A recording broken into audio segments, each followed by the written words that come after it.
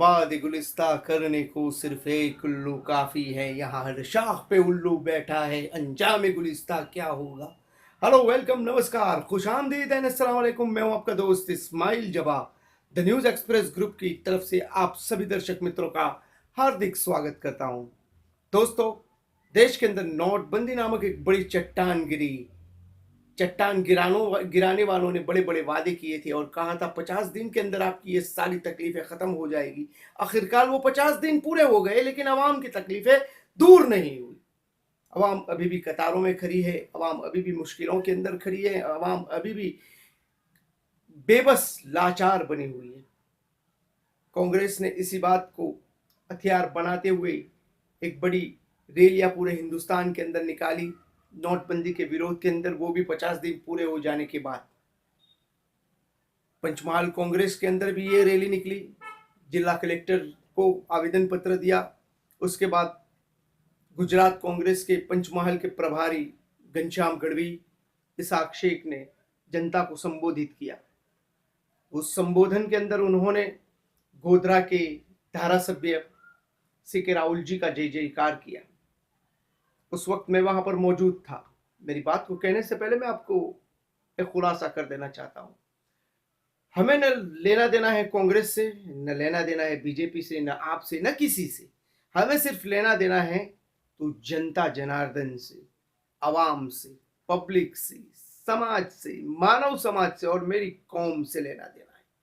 मुझे न कांग्रेस से लेना देना है, मुझे न सीके राहुल जी से लेना देना है। मुझे जो लेना देना है वो मेरी कौम, मेरी भोली कौम, मेरी प्यारी कौम, मेरी जान है, वो उसके लिए ये आवाज है। और ये जो खड़ा हूं और ये जो बात कर रहा हूं, ये भी उनके ही लिए है। तो मेरा जो मामला है वो मेरी कौम के साथ जुड़ा है, मानव समाज के लिए जुड़ा हुआ है। सीके राहुल जी का जय जयकार हुआ। मैंने वहां पर उस बड़ी महफिल के अंदर अपनी आवाज ताक दी, एक सवाल ठोक दिया कि आप कभी मुस्लिम इलाकों के अंदर गए, वहां की बदहाली देखी? अरे पांजरापोर के अंदर जो जानवर होते हैं वो भी ठीक से रहते हैं, उससे बदतर जिंदगी मेरी कौम जी रही है।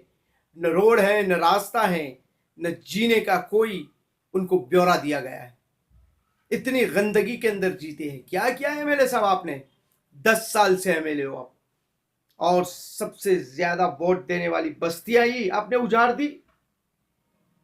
मैं कहता हूं, किस भरोसे के साथ उन्होंने आपको वोट दिया था, आप पर कितना भरोसा किया था। आपको पता होगा शायद कि आपको कंधे पर भी बिठाया था यही अवाम ने, आपका जय जयकार भी किया था।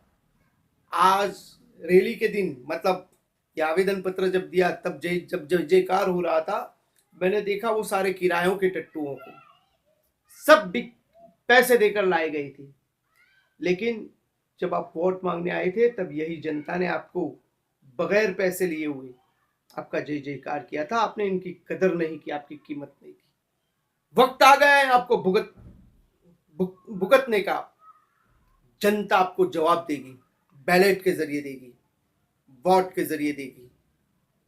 मैं कहता हूं, आपने देखा किस तरीके से लोग जी रहे हैं। अब 10 साल से एमएलए, आपने कुछ ध्यान नहीं दिया। सिर्फ ईद के दिन आना, हेलो हाय कर देना, ईद मुबारक के 2-3 बैनर लगा देना। क्या यही सिर्फ आपकी जिम्मेदारी है? नहीं, आपकी जिम्मेदारी है कि आप इस आवाम के बीच में 365 दिन रहो, 24 घंटे रहो, पूरा हफ्ता रहो, क्योंकि ये जनता ने ही आपको वोट देकर विधानसभा तक पहुंचाया है। और दूसरी बात, जब भी इलेक्शन आता है तो कांग्रेस का जो भी उम्मीदवार होता है उसके पास पास में 3-4 लोग इर्द गिर्द में घूमते हैं। वो हमारे समाज के कोई ऑथेंटिक नेता नहीं है, वो ऑथेंटिक लीडर नहीं है।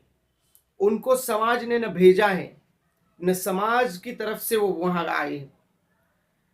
42,000 वोटों का सौदा करते हैं, 5-5 साल तक नहीं दिखते हैं, 5-5 साल तक नहीं दिखते। अपनी गाड़ी के कांच भी काले करवा देते हैं ताकि बाहर से जनता देख न सके। क्यों धोखेबाजी करते हो? इस अवाम ने क्या किया है बुरा आपके साथ ऐसा, क्या आप उनको इतने बदहाली के अंदर डाल रहे हो? ये पूरी जिम्मेदारी आपकी है।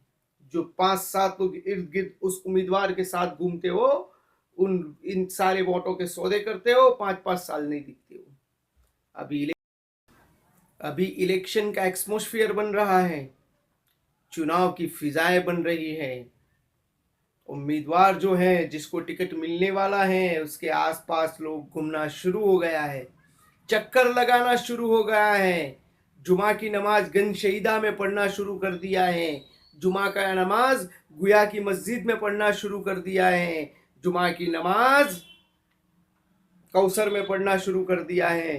जुमा की नमाज अबरार में पढ़ना शुरू कर दिया है। जो 5-5 साल नहीं दिखते थे, वो अब दिखना शुरू हुआ है, क्योंकि दोस्तों इलेक्शन आ रहा है, चुनाव आ रहा है। उनके मुफाद आपसे पूरे करेंगे, आपसे फायदा पूरा हासिल करेंगे, और फिर अपनी जेब को टाइट कर कर ऐसे भागेंगे कि 5-5 साल तक ढूंढे भी नहीं मिलेंगे। लेकिन इस बार ऐसा नहीं होगा।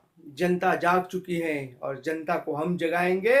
ये हम प्रहरी बनकर, ये हमारा फर्ज है। इस फर्ज को हम पूरी तरह से जिम्मेदाराना तरीके से हम अदा करेंगे। मैं कहता हूं राहुल जी साहब, 10 साल बहुत बड़े होते हैं। कुछ नहीं बदला इन 10 सालों के अंदर, कुछ नहीं बदला। आपने दिए तो क्या, उन बैठने के लिए वो बागड़े दिए? अरे वो तो क्या जरूरत थी उसकी? चौराहों पर आपने रखवा दिए, गलियों में रखवा दिए, ताकि लोग वहां पर न्यूसेंस लोग बैठे, आने जाने वाली माँ बहनों को छेड़े, उनको बुरी नजर डाले, उनको गलत नजर डाले, और बैठे रहे, कुछ धंधा ही न करे। अच्छा पॉलिसी है आपका भाई। आप क्या समझते हो? क्या आप ऐसी सियासत कर लोगे तो हर बार चल जाएगा? इस बार नहीं चलेगा। जनता जाग चुकी है, जनता समझ चुकी है, और जनता इसका जवाब देगी, और जरूर देगी। 10 साल बहुत बड़ा बड़ा वक्त है। 10 साल में कुछ नहीं बदला, कुछ नहीं किया, कुछ नहीं दिया। अरे कम से कम आप आते जाते रहते। अरे एक ऑफिस छोटा कर दिया होता, एक बंदे को वहां बिठा दिया होता, तो आप आवाम की नजर में रहते। लेकिन कुछ नहीं हुआ। तो दोस्तों, इस नोटबंदी नामक चिराग को लेकर कांग्रेस ने भी रैली निकाली। उस रैली के अंदर हमने थोड़ा बहुत हंगामा किया। हमने हंगामा भी पूरी डेमोक्रेसी, जो मुझे हक दिया गया है मेरे देश के संविधान ने, उसके मुताबिक मैंने वहां पर सवाल दागे। उन सवाल का जवाब मुझे नहीं मिला, और आखिरकार इन्होंने मुझ पर एक इल्जाम ठोक दिया कि बीजेपी की तरफ से मैं भेजा गया हूं। मुझे डर नहीं लगता इन इल्जामातों से। मेरा रब जानता है, मेरा रब जानता है, मेरी कौम जानती है, मेरे लोग जानते हैं, मेरे अपने जानते हैं, और जो मुझे नहीं जानते वो बहुत कम वक्त में जान भी जाएंगे। मुझे कुछ लेना देना नहीं है, न बीजेपी से लेना देना है, न कांग्रेस से लेना देना है। एक बार फिर से कहता हूं, मुझे लेना देना है सिर्फ मेरी कौम से लेना देना है। अगर उनको बदहाली में रखोगे, उनके साथ ये मामला करोगे, ये आवाज उठेगी। जब तक इस ढांचे के अंदर सांस है, इसके अंदर से हक की आवाज, इसके अंदर से सही आवाज निकलती रहेगी इस कौम के लिए। ये मेरी भोली कौम, ये मेरी बेचारी कौम है, जिसको आज तक लोगों ने सिर्फ इस्तेमाल किया है। लेकिन अब वक्त आ चुका है जवाब देने का, इंशाअल्लाह ताला। मेरे जवान जाग चुके हैं, मेरे मर्द जवान जाग चुके हैं, और वो अब जवाब देंगे, क्योंकि उनको जवाब देना भी आ गया है, और जवाब देना शुरू भी कर दिया है। जैसे जैसे वक्त आगे आएगा, ऐसे जवाब देते जाएंगे। इस ढांचे के अंदर जब तक सांस है, हम जवाब देते रहेंगे। मुझे सुनने के लिए thank you very much. Thanks a lot for watching my video, and take care.